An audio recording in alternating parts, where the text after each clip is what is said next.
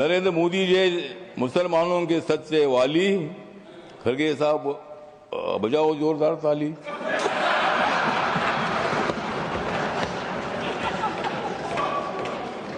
मत दे दो रोज मोदी साहब को गाली, मत दे दो रोज मोदी साहब को गाली, नहीं तो कुर्सी करो खाली।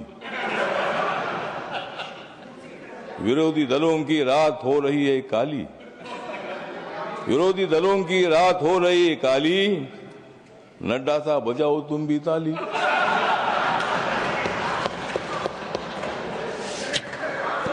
तो ये जो बिल है, ये बिल बहुत ही परिवर्तनवादी बिल है।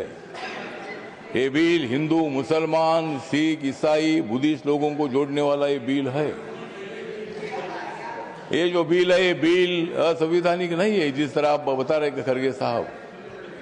संविधान बाबा साहब ने लिखा है, आप भी बाबा साहब के अनुयायी है, मैं भी अनुयायी हूं। और आप जिस कांग्रेस पार्टी में खड़गे साहब, जब कर्नाटक में आपको मुख्यमंत्री बनाने का मौका आया था तब उन्होंने नहीं बनाया आपको,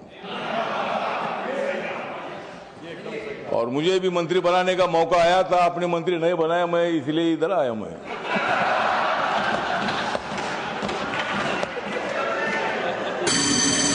लेकिन मैं आया, लेकिन आपने तो मंत्री पद का विषय नहीं है। मतलब कांग्रेस पार्टी दलितों की बात तो करती है, बात करने का काम नहीं चलेगा जिस तरह मोदी साहब निर्णय लेते हैं। मोदी साहब सत्ता में आने के बाद उन्होंने बहुत सारा परिवर्तन करने का काम किया है। आप लोग ये मुसलमान के विरोधी करके आपने लोकसभा में वोट लिया, लेकिन अब मुसलमानों का वोट हमारे पास आ रहा है। ये बिल पास होने के बाद सारे मुसलमान हमारे साथ आएगी, आपके साथ तो कोई नहीं रहेगी।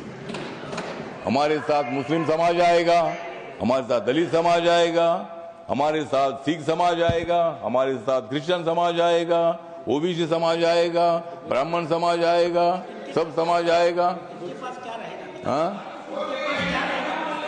हाँ, उनके पास तो कुछ नहीं रहेगा, मतलब उनके पास कुछ नहीं रहेगा तो ठीक बात, कुछ ना कुछ उधर भी होना चाहिए। अपोजिशन की हमें आवश्यकता है, कुछ वोट उनको मिलना ही चाहिए, लेकिन मैक्सिमम वोट हमको मिलेगा।